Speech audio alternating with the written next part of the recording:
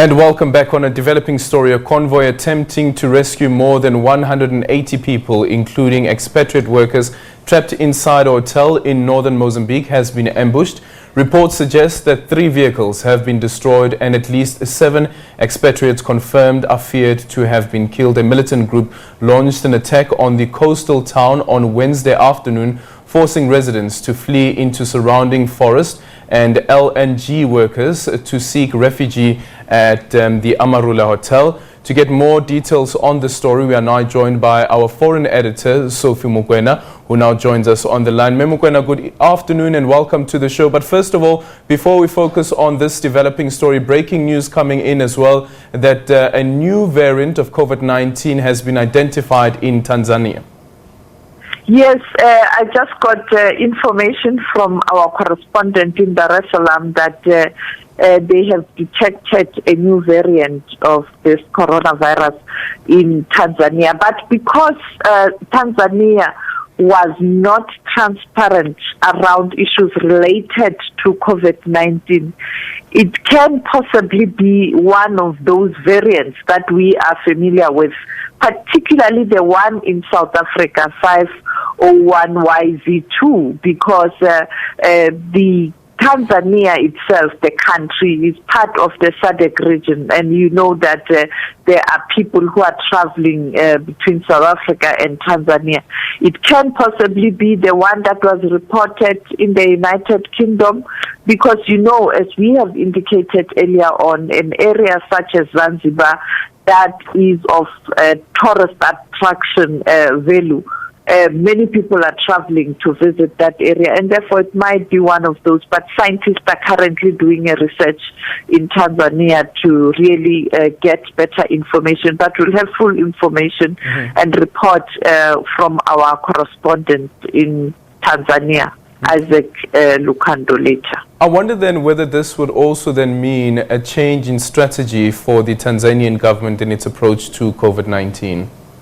The fact that they did share the information with media in Dar es Salaam, it speaks to perhaps a change of hearts in terms of how they deal with the issue of COVID-19.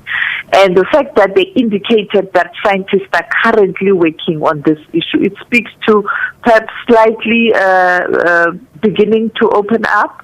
And also you're aware that they appointed a team of scientists and people to look at procurement of vaccines.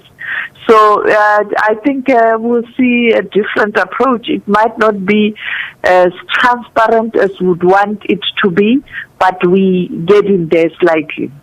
Okay, and now back to Mozambique and this developing story around the close to 200 expatriates who were trapped in that luxury hotel. What is known so far? Because this is happening in a region of Cabo Delgado that has been facing insurgency for the past 2 years now. You correctly pointed out that it happened at Cabo Delgado region that is very unstable with the insurgents. And they rounded the Hotel Amarula, and at a time where the security forces in Mozambique were trying to evacuate people or rescue people. And unfortunately, the convoy that was rescuing the people who were in that hotel, in that coastal town, was attacked along the way, and it was 17 cars, and out of those cars, only 7 were not attacked. And we are told that minimum casualties reported to around 7 people, because 3 cars were completely destroyed. And there are unconfirmed reports that South Africans were caught in a crossfire during that attack. But we are still battling to get the Department of International Relations to share information. They are mum. And we've tried yesterday and today, you can see in the media in South Africa is trying very hard to get better information from the South African government. We've spoken to family members who told us they had their relatives in that area, and they're struggling to get information from the Department of International Relations. So we are still trying to get more facts around how many South Africans were caught in a crossfire, why were they there, and what's being done if there are any casualties on South Africa's side to repatriate those who were caught in a crossfire, if they were. And I asked this next question also based on speculation, considering that the relations between Mozambique and South Africa, in particular focusing on this situation in Cabo Delgado, South Africa saying that we are willing to assist, but President Filipe Nyusi not really taking up that assistance, whether or not that does play a role in giving the situation that we have now in terms of the information sharing being so slow. SADC has failed on this matter. I mean, there's no proper coordination. They are not even forthcoming in terms of what they are doing. Maybe behind the scenes, there's a lot that's been done, but I think it speaks to the fear that, for the first time as a region, we are dealing with insurgents.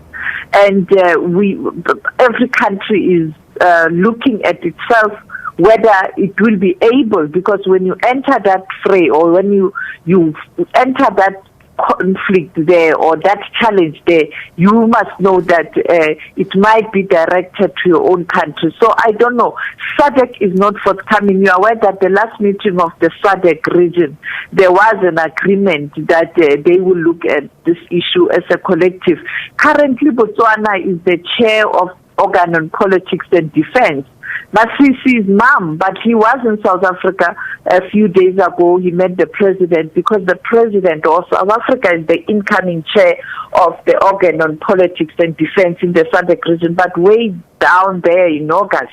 Maybe they did talk about this matter. We know that the incoming chair of SADC is Malawi. Malawi didn't say much. The last time I heard the president of Malawi talking about SADC and peace and security in the SADC region, that's when he visited the president last year, a very short visit, that led to, after that visit, the whole visit was shrouded by the story of Bushiri leaving South Africa.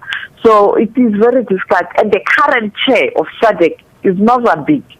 So Mozambique itself must coordinate meetings or special meetings. I mean, they are supposed to hold special meeting of Organ on Politics and Defense to discuss this, the current, the outgoing, and the incoming. But it's not clear. I mean, SADC, I'm sorry to say this, but SADC is shocking. The last past 2 years, it has been shocking in terms of how it has conducted its business. I don't know whether it has got to do with who is chairing the regional body. Well, you also have a situation where Amnesty International has released a report looking into all players within the ones that are trying to quell the tension within Cabo Delgado, but also the agitators on the other end. And you know that you have one of the South African companies, the Van Dijk company, that is part of the Mozambique strategy to deal with the insurgency in that country. What then do you think SADC should be doing differently now, considering that you have this report from Amnesty International? That's the problem with the former military personnel of South Africa. They start these so-called security companies. And then what happens? They get involved in conflict. And sometimes that creates a problem for the government itself to intervene as an independent mediator. Because already you have people who are hired, who are your own citizens, who are fighting in a conflict.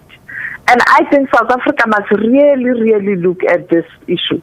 Some years ago, there was a process to look at these kind of security companies going to other countries to assist to maintain peace and security. But it's almost like you have hired soldiers. And I think South Africa must tighten the laws that govern that whole issue of security operations on the continent, not only on the continent, even in South Africa. There are serious problems and allegations around these kind of companies. And it will pose a problem. It will pose a problem. It will invite a problem for South Africa. And I think Amnesty International is correct to point to the challenge and what needs to be done. But Amnesty International is just an NGO. There is no international coordination or the international community is looking away. They are not looking at that conflict. That can lead to the total instability of the SADC region. By the time it happens, it will be too late. Though, considering the power that capital holds and those that are exploring gas in that region, can't they also agitate, considering that you have Total? I think that was one of the companies there. You know what's the problem? If you look at the history of the continent on issues of the mineral resources of the continent, these multinational companies flourish when there are conflicts because there's no accountability. You can get as much gas as you want. No one is going to do proper paperwork to check the amount and whether it is illicit product or financial flows, the invoices, the paying of revenues.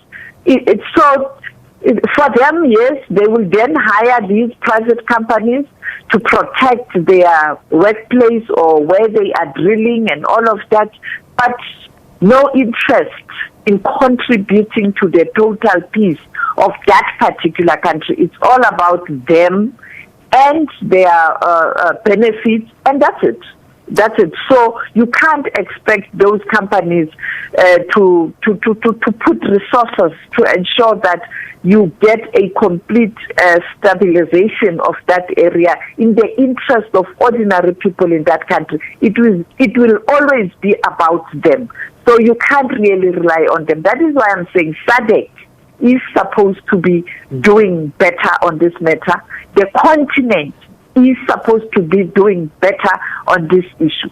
And of course, the United Nations must push the international community to assist if we can't help ourselves. We know that that conflict is even spilling to the borders of Tanzania. And you see, and Tanzania is a neighbor to the East Africa region. So it can cause serious challenges.